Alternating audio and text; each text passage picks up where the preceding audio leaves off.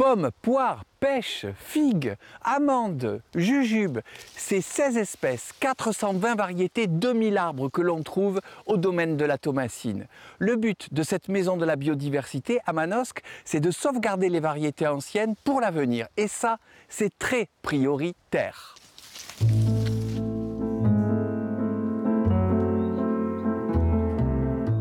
On s'aperçoit que ces variétés-là étaient beaucoup plus résistantes que celles qu'il y a actuellement. Aux maladies, à la sécheresse, beaucoup de variétés sont beaucoup plus résistantes. En fait, c'est ça qu'on regarde, à la fois le côté agronomique. Est-ce que l'arbre il est résistant ou sensible? Est-ce qu'il fait des beaux fruits, etc. Et puis le côté gustatif, en fait, c'est ce qu'on appelle la pomologie. Le fait de caractériser le fruit lui-même. Grâce au programme Fruinov, plus de 200 variétés d'arbres fruitiers ont été décrites et regroupées sur une plateforme Internet. De quoi orienter les cultivateurs en recherche de variétés adaptées à leur terroir pour les cultiver sans chimie.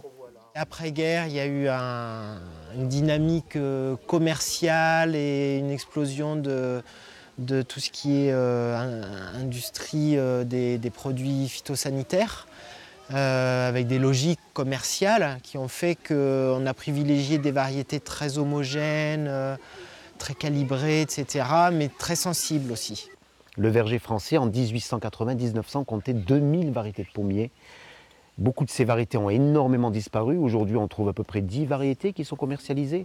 C'est toujours les mêmes variétés. On cherche l'uniformisation, la couleur, le calibrage. Voilà, bien propre, bien beau. Et il manque un petit quelque chose, c'est le goût.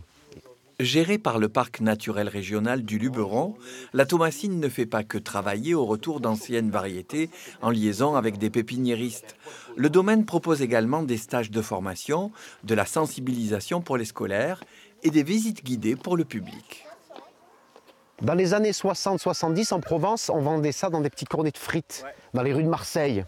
Hein, on vendait ça sur la canebière et c'est... Voilà, ben, il a dit. Donc la jujube, alors ça c'est le jujubé de Provence. C'est gorgé de vitamines, ouais. C'est meilleur que les bonbons. Hein. Est-ce que quelqu'un veut goûter la grenade? Les enfants? On continue? Ah ben là on est devant une variété assez sympa, hein. C'est la pomme d'api. Tout le monde a entendu parler de pomme rainette et pomme d'api, la revue pour les enfants, mais pas tout le monde a vu cette pomme-là. Elle a une forme un peu d'étoile. On voit bien, pentagonale. Mais alors, il n'y a pas que le happy étoilé. Il y a la happy rose. On a la happy noire. Ça existe aussi. En fait, il y a plusieurs happy. Alors ici, on découvre la collection de figuiers avec ces 28 variétés de figuiers. Hein. Il y avait de la vigne autrefois ici qui poussait. Donc, on en a travaillé les sols. Et on a planté cette collection de figuiers dans des conditions pas terribles. Hein. La figue fleur pousse toujours sur le bois de l'année dernière. Et on retrouve ce qu'on appelle les secondes sur le bois de l'année. Alors là, vous allez goûter ça. C'est très bon. Ça s'appelle la sucrète. On passe vraiment d'une variété à une autre, avec des goûts, des couleurs. Et regardez l'intérieur. Alors, après, attention, c'est calorique. Hein. Ah ben oui, la figue. Hein. Celle-là, ça c'est trop bon, ça. C'est vraiment très bon, la noire de Caron. Hein. Ah oui, c'est très bon, la noire de Caron. Alors ça, c'est la Néfiaque. Elle s'appelle Néfiaque. On est ici dans des variétés plutôt du sud-ouest. Hein.